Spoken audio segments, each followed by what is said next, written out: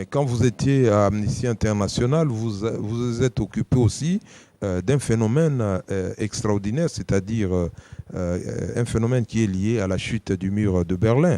Qu'est-ce que vous avez fait exactement Donc, c'est-à-dire le phénomène lié aux chutes de Berlin, donc avant juste la chute du mur de Berlin, bien que j'étais fonctionnaire d'Amnesty International, j'avais aussi arraché un autre contrat au sein de l'Organisation internationale pour les migrations, dont je m'étais occupé de mouvements migratoires de juifs de l'ex-Union soviétique qui rentraient en Israël, qui immigraient aux États-Unis, au Canada, en Australie, en Afrique du Sud. Donc j'avais cette charge-là de m'occuper de mouvements migratoires de juifs soviétiques à travers le monde. Bon, le volet direction générale de migration, DGM, excusez-moi, parce que tout à l'heure, il y a une de nos compatriotes qui nous a interpellés, qui dit, mais c'est quoi ça au juste? Alors, Direction générale de migration, dont je suis le géniteur, dans cette appellation, c'est Marc Yambouya, parce que c'est moi qui l'ai placé, c'est-à-dire quand on était encore à Goma, pendant la guerre, on en a discuté. C'est-à-dire, comme vous savez, à l'époque du SNIP et l'immigration et les services de renseignement fonctionnaient ensemble. Je m'étais battu auprès de Feu Mzee Laurent Désiré Kabila, avant déjà la chute de Kinshasa, pour séparer les services de renseignement et les services d'immigration. Et après la guerre, après la victoire du 17 mai, alors j'ai eu cette charge de mettre en place un service d'immigration en République démocratique du Congo. Et voilà comment j'ai donné le nom de la Direction générale de migration, c'est-à-dire immigration et émigration. Monsieur Pierre Yambouya Lotika, vous avez ainsi créé la Direction générale de migration.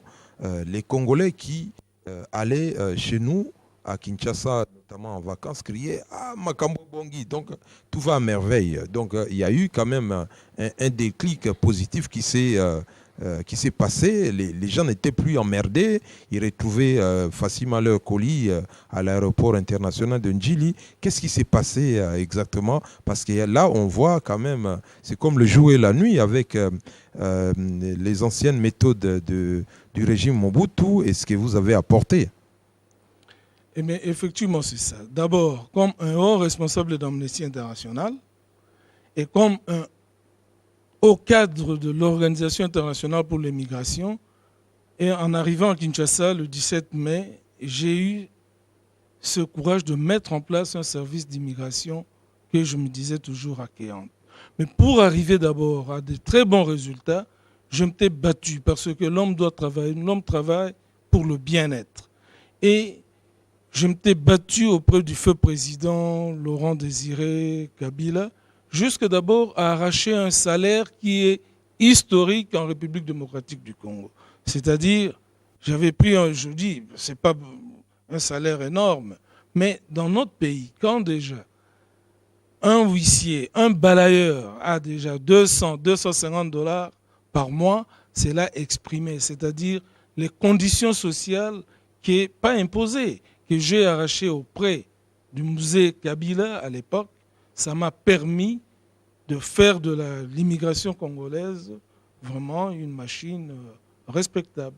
Bon, c'est un problème important qui vous posez là aussi sur le plan social et sur le plan de la nation, c'est-à-dire le partage des richesses entre nous, Congolais, et pour les étrangers qui aiment et qui vivent agréablement dans notre beau pays, la République démocratique du Congo. Mais il y a aussi un volet vu de l'Europe dans beaucoup de milieux de nos compatriotes congolais de la République démocratique du Congo. Quand on dit immigration, les gens ont peur.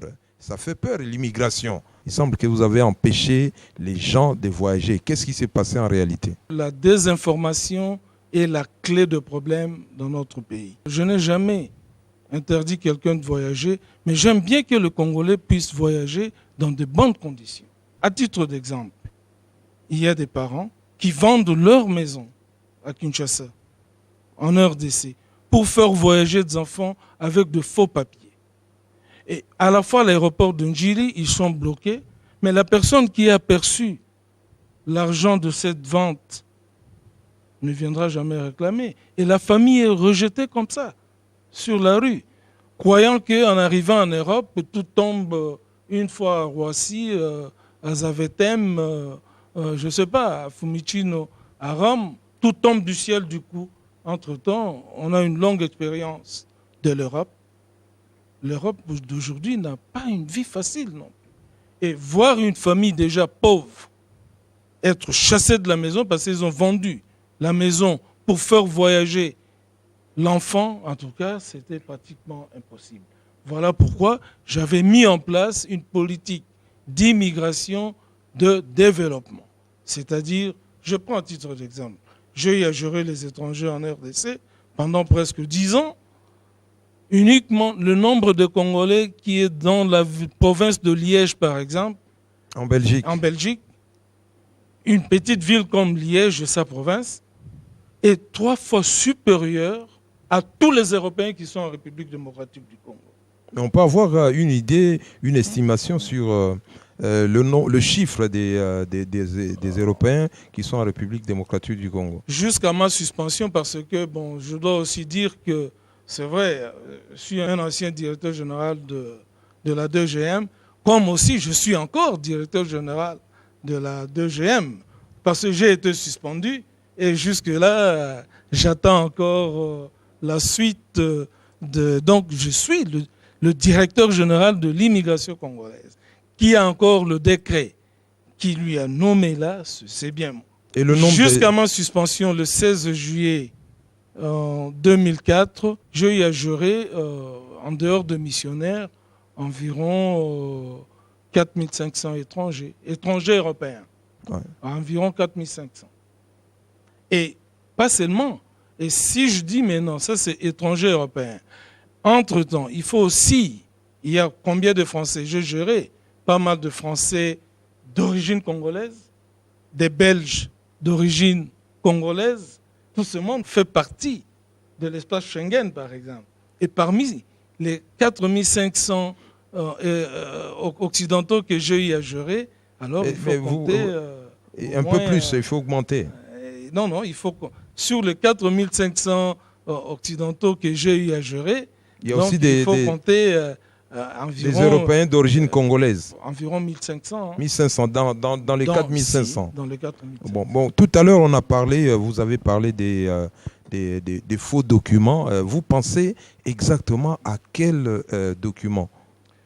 Non, il y a des passeports français, des transpositions des visas dans de vrais passeports congolais, pour ne pas dire à la des cartes d'identité belges, de séjour, un peu de tout, quoi. Je peux citer un exemple. Je prends l'avion Camer pour Bruxelles. Et moi, le patron de l'immigration, avec la police des frontières, je contrôle, nous arrivons à Roissy à minuit. J'étais à bord de l'avion avec 47 non admis. 47 non admis, tous congolais. Ouais, donc ils n'ont pas pu dépasser la frontière française. Oui, parce que la police française ce jour-là était juste à la porte d'avion. Et on a contrôlé, il y avait... Donc moi, le directeur général de l'immigration, j'avais voyagé ce jour-là avec 47 irréguliers qui ont été refusés d'entrer, avec des documents palpables et devant moi.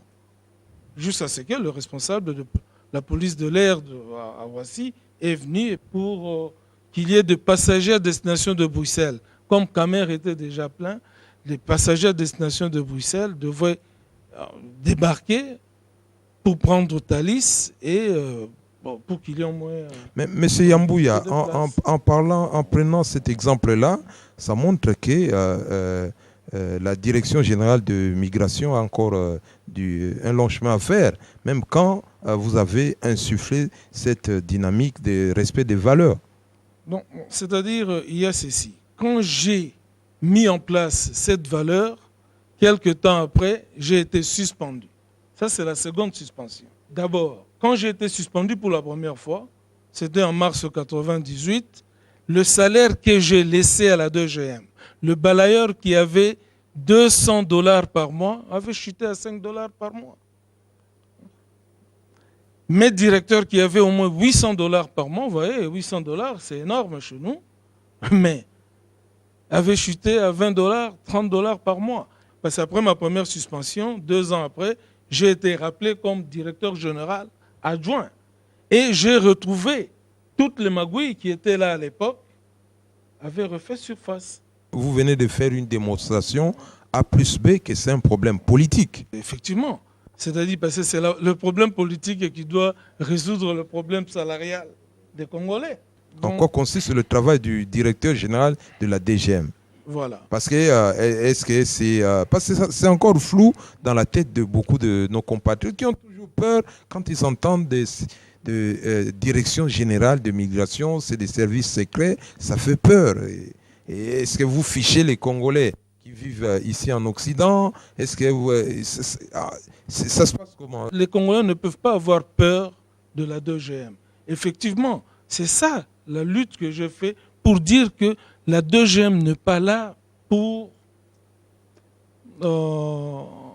mettre les gens en prison. Pour mettre des gens en prison. Ou les fichiers et non, tout ça. Non, c'est juste le contraire. Donc nous devons faire une immigration de développement. Et comment faire revenir nos compatriotes qui sont à l'étranger, parce que vraiment, il y a beaucoup de compatriotes à l'étranger qui ont des capacités énormes, qui peuvent faire plus. Pourquoi on est félicité dans nos emplois ici? Pourquoi pas être félicité sur place au pays? Et qui peut arranger ça? Ce n'est que l'immigration. Voilà pourquoi je me suis toujours battu pour une immigration de développement, une immigration accueillante. Pas accueillante seulement pour les étrangers. C'est ça la direction générale de migration. Immigration pour les étrangers qui viennent chez nous et immigration, comment s'en occuper de nos compatriotes à l'étranger. Je prends à titre d'exemple, même ici en France, en Hollande, en Belgique, j'ai été partout en Occident. Moi, j'avais décidé, je dis, moi, je ne peux pas interdire la France d'expulser des Congolais. Ça, c'est leur problème. Mais avant d'expulser les Congolais les Congolais qui sont en situation irrégulière. Qu'ils soient en situation irrégulière, qu'ils soient réguliers.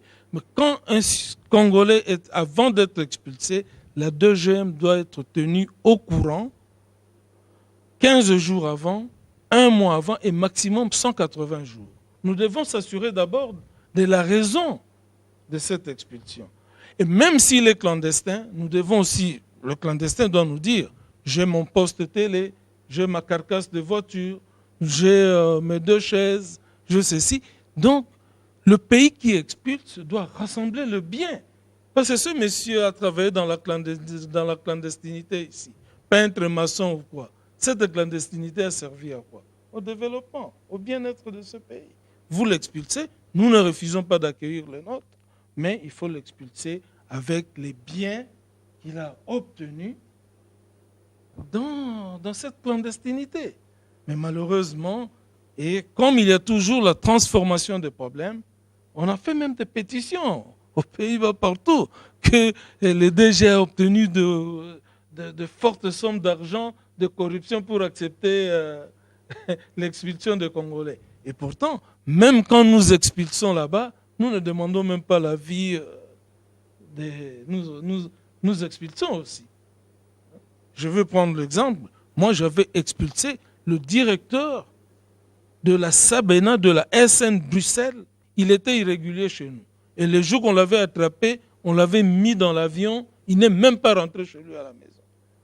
La Belgique, on ne nous a pas fait de problème. Est-ce que par rapport à cette initiative-là que les Congolais qui sont expulsés rentrent chez nous, au pays de nos ancêtres, avec leur argent, leurs biens, est-ce qu'il y a eu des résultats positifs? Bon, nous étions toujours dans des pourparlers, mais il y a eu, on a reçu quand même à trouver des solutions. Mais le malheur maintenant en est quoi? Nos propres frères aussi n'acceptent pas de rentrer malgré ça. Moi, j'ai eu des larmes dans certains centres fermés ici en Europe. J'arrive et je parle avec mes compatriotes, je dis, ah non, vieux, en tout cas, moi, na boloko, na mboka na penza, na rozonga na ngate, en tout cas. Il y a des gens qu'on a proposé de rentrer avec leurs biens, mais qui ont refusé. Qui refusent et disent, non, là-bas, je ne rentre pas. Même si vous me donnez quoi, si vous rassemblez tous, je ne rentre pas. Donc c'est vraiment très lointain les temps où des Congolais que nous avons tous connus quand on grandissait dans les années 60, qui refusaient d'aller, par exemple, en Belgique, qui refusaient d'aller aux États-Unis, qui venaient juste pour, disons, des visites touristiques, des petits jours. Donc, il faut faire évoluer la mentalité. À votre niveau, qu'est-ce que vous avez mené comme action pédagogique par rapport à nos compatriotes qui souffrent terriblement dans des centres pénitentiaires ici en Europe? Effectivement, c'est ça. Parce que je ne peux pas citer des noms de gens parce qu'ils sont tellement nombreux et quoi, tout ça. La presse que vous gérez, hein, quand la presse est dans la vérité, sans passer. Chez nous, quand on parle, on voit d'abord le problème politique. Et pourtant, il y a aussi d'autres problèmes qu'il faut éduquer nos compatriotes. Regarde, moi aujourd'hui, je fais mes champs. Avec 1000 euros, il n'y a presque rien à faire ici. Mais avec 200 euros, tu peux trouver tes 2 hectares pour cultiver, je ne sais pas, et quoi tout ça, un peu au pays, par exemple. Avec la somme d'argent qu'on ne peut rien faire avec ici, mais au pays, ça peut nous servir si on a une bonne éducation. Malheureusement, tous les pas que nous faisons pour la bonne marche de l'immigration, pour mettre en place un bon service d'immigration, ça s'arrête d'une façon brutale et puis... Mais il y a encore un problème qui est complexe et compliqué. C'est le fait que vous avez initié la Direction générale des migrations.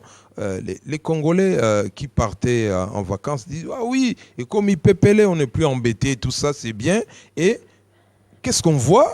Vous êtes suspendu une première fois, une deuxième fois. Mais c'est ça, cette image-là qui est renvoyée ici à nos compatriotes qui vivent ici en Europe. C'est cette image-là qui continue à faire peur. Parce que vous avez quand même initié une bonne politique et vous êtes suspendu à 2 reprises. Et on ne comprend pas ce qui se passe en réalité. Et tout ça, ça crée beaucoup de confusion dans l'esprit de nos compatriotes ici. Ouais, immigration, c'est l'okamabe, il y a biloka boloko, ban le varabatu, ba ficharabatu, tokene boloko.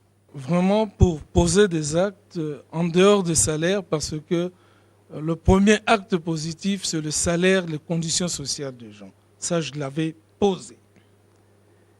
En plus de cela, tous les Congolais connaissent ce qu'est représenté ex-ANI, SNIP, entre la Régie des eaux sur le boulevard du 30 juin. Le boulevard du 30 juin et le building Golf. C'était un dépotoir. Donc c'était de la saleté, mais avec de moyens de bord. Et ça, je le dis fièrement parce que je n'ai reçu pas un seul sou, soit de la communauté internationale, c'est-à-dire c'est la gestion intérieure, comme le feu Mzee Kabila nous disait. Organisez-vous par vos propres moyens, parce que la charité amène la misère. Et le beau bâtiment que vous voyez à la 2G, dont même le jour de son inauguration, tout le monde avait déserté. Heureusement, le chef de l'État avait été représenté par son directeur adjoint du cabinet à l'époque. Et tous les ambassadeurs accrédités en République démocratique du Congo étaient présents à l'inauguration de ce beau bâtiment que vous voyez de l'immigration. Pas seulement ça. Le problème de soins médicaux chez nous est tellement difficile. Les anciens cachots que vous avez peur que tout le monde dit Bakanga Kabato, on arrête des gens là-bas Moi, Pierre et dans Yambouya, des conditions, dans des conditions dégueulasses. J'avais cassé les cachots de l'ex-ANI et mettre en place une polyclinique moderne, dont j'avais même terminé la partie ambulatoire de salles de médecins, de consultation et quoi, tout ça. Malheureusement, pendant qu'on devait progresser avec les travaux, et j'ai été suspendu. Et aujourd'hui, les travaux se sont arrêtés avec ma suspension. Pas seulement ça. Pour la première fois dans l'histoire de la République démocratique du Congo, j'ai informatisé l'aéroport international de Njili, par exemple, dont les gens se moquaient de nous. Comment les gens pouvaient continuer en 21e siècle, continuer avec des méthodes avec archaïques. des méthodes archaïques. Et l'informatisation qui était là, c'est moi, je l'ai réalisé. Et pas seulement ça, il faut voir la belle tenue. Je ne dis pas qu'on avait la plus belle tenue de l'immigration à travers le monde, mais, et puis en plus de cela, des conditions sociales des agents de la 2GM. Donc avec de moyens de bord dont il fallait toujours continuer. Malheureusement, tout s'était arrêté. Monsieur Pierre Yambouya Lotika, il y a eu beaucoup de mutations pour nous Congolais qui sommes venus ici en Europe. Certains ont changé de nationalité et parmi nos compatriotes là qui sont devenus français, britanniques, danois, beaucoup sont contents sur le fait que vous avez réussi à introduire une nouvelle donne, c'est-à-dire facilitation des visas pour Banamboka ou Bakoma la nationalité Mindele. Est-ce que vous pouvez nous expliquer comment est venue cette dynamique-là? Effectivement, c'est ça. C'est comme ça que nous disons immigration de développement et non une immigration de tracasserie. À titre d'exemple, quand je parle, j'ai géré 4500 occidentaux par exemple, mais parmi ces 4500 occidentaux, il y a combien des occidentaux d'origine congolaise? Environ 1500. Mais qui sont-ils d'abord?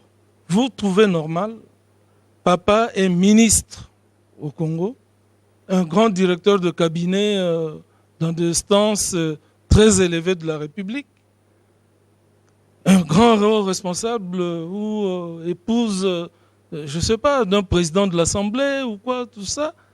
Et elle arrive avec un visa de 1 mois, 2 mois, pour rester pour toujours, mais tout en conservant son identité étrangère. Mais comment l'enfant d'un papa est ministre, le mari est ministre au Congo, mais la famille doit être clandestine? Voilà pourquoi je dis, tout étranger d'origine congolaise, dès qu'il débarque à Kinshasa, en RDC, il a droit à un visa à durée indéterminée, gratuitement, en dehors de taxes administratives. C'est tout. C'est-à-dire, ça me faisait très mal de voir un Congolais, par exemple, qui est maintenant français. Entre-temps, il est assistant social de combien de membres de sa famille et même des gens de son quartier à Kinshasa. Mais pour aller à Kinshasa, il doit aller à l'ambassade, à Bruxelles, à Paris, je ne sais pas où on lui exige même une prise en charge dans un pays là où il a ses ancêtres, il a toute sa famille, c'est lui qui porte l'assistance à cette... Voilà pourquoi j'avais mis en place, j'ai dit, tout Congolais, tout étranger d'origine congolaise a droit à un visa à durée indéterminée. Il vient, il rentre, quand il veut, il est chez lui. Monsieur Yambouya, c'est tout à fait normal que les Congolais et les Français d'origine congolaise ont accueilli naturellement à merveille cette décision que vous avez initiée. Sans les Congolais de la diaspora, qui peut sillonner encore, par exemple, à Kinshasa? Même le transport privé, c'est de la diaspora. Alors, ici, tout le monde s'est jeté sur moi. Voilà, Yambouya, l'illégalité, mais non, ce n'était pas l'illégalité. Pas seulement les Congolais, les étrangers d'origine congolaise. Je vois un étranger qui nous arrive au Congo, ou qu'il est là, né là, au Congo, où il nous crée 15, 20, 30 postes du travail. Vous voulez que je lui demande 1500 $ de visa, parce que nous devons aussi avouer que notre visa est le visa le plus cher de la planète.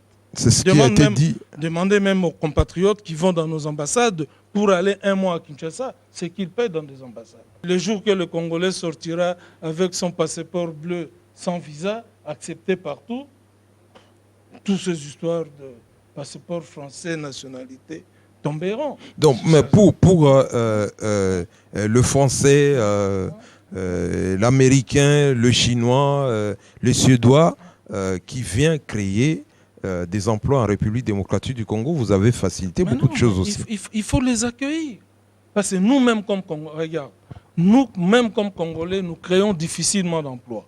Vous croyez que parce que j'ai l'argent, je prends l'enfant de ma petite sœur, de grand frère et quoi. C'est même, je peux dire, c'est même l'esclavagisme. Je prends un frère, je lui mets dans le travail sans lui payer. Est-il normal? Je prends l'exemple, je pars à Beyrouth. J'arrive à Beyrouth, je suis en mission à Beyrouth, je termine ma mission, je vais rentrer. Ah, le Congolais, je vois le monsieur de l'hôtel qui vient, oh, voilà, on a besoin de toi là-bas. Je descends, 2 Africains. Qui sont-ils? Des Congolais. Ah, vieux Lelo, Rokendete. Il faut gâteau Yambayo. J'étais reçu dans une salle de 650 Congolais. Et ils me diront quoi? Vieux, nous te recevons aujourd'hui dans cette salle tout simplement parce que c'est le jour du travail. Il y a combien de Congolais aujourd'hui à Beyrouth? Nous sommes nombreux. La même chose, je prends le petit Bénin qui est pauvre. Je dis pauvre dans le sens par rapport aux richesses que nous avons en République démocratique du Congo, potentiellement parlant. Mais allez aujourd'hui à Porto Novo, à Cotonou, allez voir des Congolais qui sont là-bas. Allez à Lagos, le Nigeria qui est un pays le plus peuplé de l'Afrique, avec environ 140 millions d'habitants, mais nous quittons chez nous pour aller vivre là-bas. Il y a environ 50 000 Congolais au Nigeria. Mais nous, il y a combien? Environ 1200, 1500 Nigériens à Kinshasa. Mais quand vous partez sur Avenue Victoire, partout là-bas, tous ces magasins de pièces de rechange, c'est encore les Ouest africains. Et quand vous rentrez dans ces magasins de pièces de rechange, vous trouverez toujours 2, 3 jeunes Congolais qui travaillent avec des salaires supérieurs à nous, comme des hauts fonctionnaires même de l'État. Moi, quand je vois ce Nigérian qui vient, qui me crée, je n'ai pas besoin de savoir, il est Lokele, il est Mongo, Mukongo, non. Il a créé 10, 15 postes de travail pour le Congolais. C'est-à-dire, c'est une survie. Quelle est notre politique de créativité d'emploi dans ce pays? Par rapport à ce que nous, on a connu hier, rien du tout. Je dis, il faut une immigration de développement parce que les Congolais ne connaissent pas pourquoi cette mesure d'immigration difficile est arrivée chez nous. C'est avec la zarianisation. Parce qu'avant la zarianisation, la porte était ouverte. Mais comme nos dirigeants de l'époque avaient kidnappé, spolié le bien des étrangers, et quand les étrangers sont partis, quelque temps après, c'était le délabrement du tissu économique. Alors, maintenant, maintenant, nos autorités à nous ont vu, si ces gens-là reviennent ici, ils vont nous arracher tout ce bien. Allez, c'est comme ça qu'ils ont mis la barrière d'une immigration difficile. Oui. Je prends l'exemple des missionnaires qui sont chez nous. Vous parlez des religieux, je parle même des religieux catholiques, protestants et musulmans, tout. Voilà, ouais. Sans question d'appartenance. Mais regarde, moi-même comme directeur général d'immigration en République démocratique du Congo, je pars en mission à l'intérieur du pays. J'arrive dans des coins, là où l'administrateur n'a même pas un vélo. Là où il n'y a pas un lit d'hôtel. Il n'y a pas un restaurant. Et où est-ce que nous sommes logés? Chez des missionnaires. Et des missionnaires qui sont là depuis 30, 40, 50 ans. Ils nous prennent en charge. Mais pour un bout de papier, comme missionnaire, c'est toute une mer à boire. Mais moi, Yambouya, je dis, mais non. Là où l'État est absent, ce sont ces missionnaires, ces sœurs catholiques qui donnent l'aspirine gratuitement. Là où l'État n'arrive pas à donner l'aspirine gratuitement. Mais pour que ce missionnaire se stabilise en République démocratique du Congo, depuis 30 ans qu'il est là, c'est vraiment une mer à boire. Moi, je dis non. Je prends l'exemple. Nos épouses, enfin, mon épouse est congolaise, mais demande à tout Congolais marié à une femme étrangère. Le calvaire qu'ils vivaient dans ce pays-là. Depuis 20 ans, 25 ans, 30 ans qu'ils sont là, la dame a eu tous les enfants sur place au Congo. Ils ont même des petits-enfants sur place là-bas, nés là-bas. Mais pour résider dans notre pays, c'est une mer à boire. Moi, je dis, mais non. Les Congolais, l'épouse étrangère de Congolais a droit à un visa permanent. Il ne faut pas, mais on a des enfants. On a des enfants, on a des petits-enfants. Je dis quoi? Il y a des étrangers nés en République démocratique du Congo. Depuis l'époque coloniale jusqu'à aujourd'hui, ils sont là. On doit leur demander $700.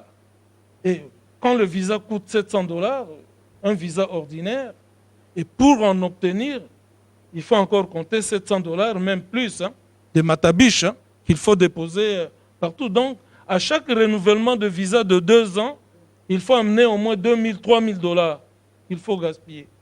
Mais entre-temps, regarde nos compatriotes à l'étranger, par exemple. C'est ça que nous disons. C'est que nous ne voulons pas qu'on nous fasse ailleurs. Nous aussi, nous ne pouvons pas faire aux autres. Soyons accueillants pour des gens qui viennent participer avec nous dans le développement du pays. Allez un peu sur la chaussée de Kimwenza Yolo, si vous pouvez même marcher en vélo comme ça. Monseigneur Gillon, qui a créé l'université de Kinshasa, l'université du Congo, il est mort, il a piqué de crise à cause de ça, quand il est venu pour le 50e anniversaire de l'université.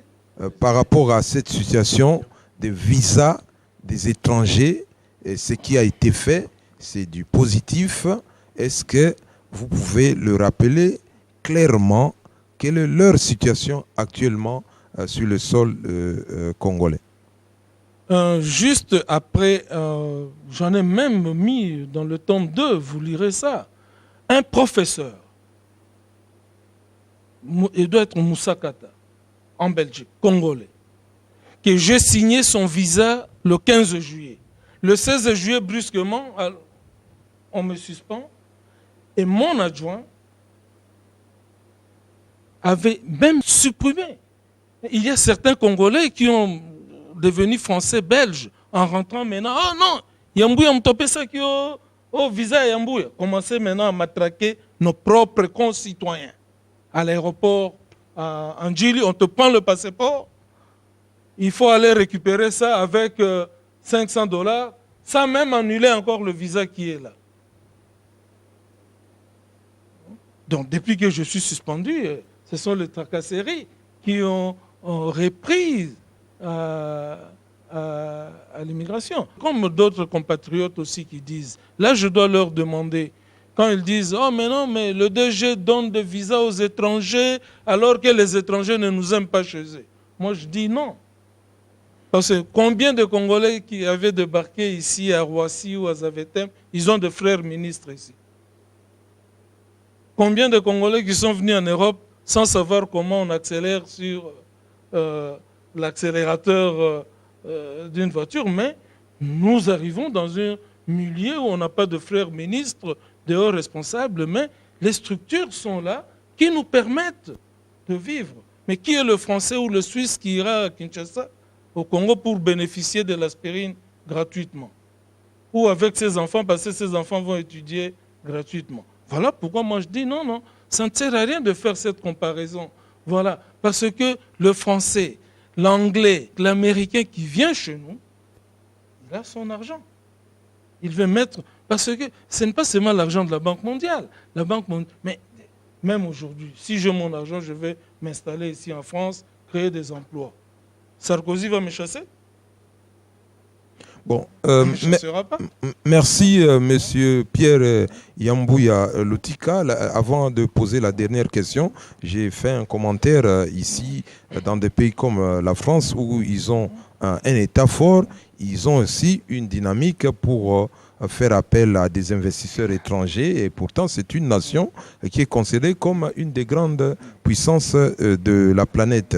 Bon, pour nous qui ça Toloba na monoko ya biso ya mboka te parce qu'un peuple existe aussi par rapport à sa langue et ici partout les Congolais ont contribué à faire valoriser aussi la langue. Bon, ndenge yo oza motu ya kokanisa mingi kokanisa pe ezali makambo ya politique, donc réfléchir c'est aussi faire de la politique. Bon, pona ba buku yo komi Tomoni, tome 1, tome 2, tome 4 sur le néocolonialisme, oza kozilani ni sikoyo nandenge tuuti pe koloba makambo ya DGM oza kozilani ni pona résultat ya ba livre wana naza kokoma parce que koloba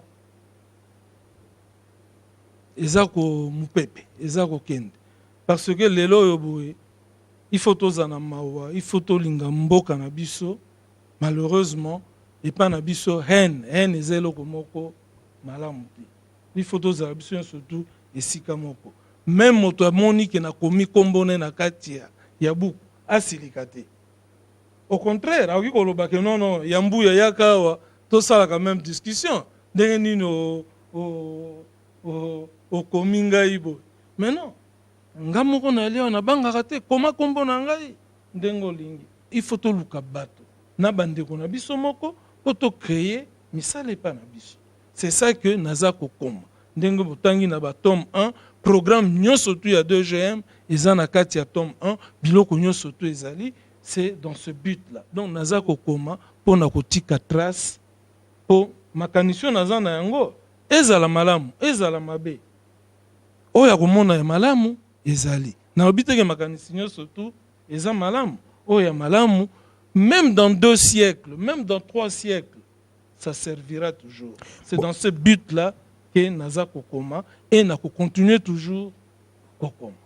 Pierre Yambouya Lotika matondi mingi ba engambe mingi yawa ba kota na makambo politique ba komate kasavu ba komate biso to bakisa lumumba komate Mobutu Sese Ko pe akomate yo komi to sengi na ba kambi nyonso oyo baza na makambo ya politique ba koma po débat pezalaka entre ba expérience vécue ya ba les uns les autres affrontement ezala na niveau ya idée yango nde eko faire avancer éducation oyo ezali nécessaire pour na relève ya mboka na biso mboka ya bakoko République démocratique du Congo. Tout ce qui awa pona lelo matondi mingi na bino nyonso bozali na ba capitale mingi awa en Europe et puis na bino nyonso bozali kuna na Kinshasa na République démocratique du Congo mabele yangoya.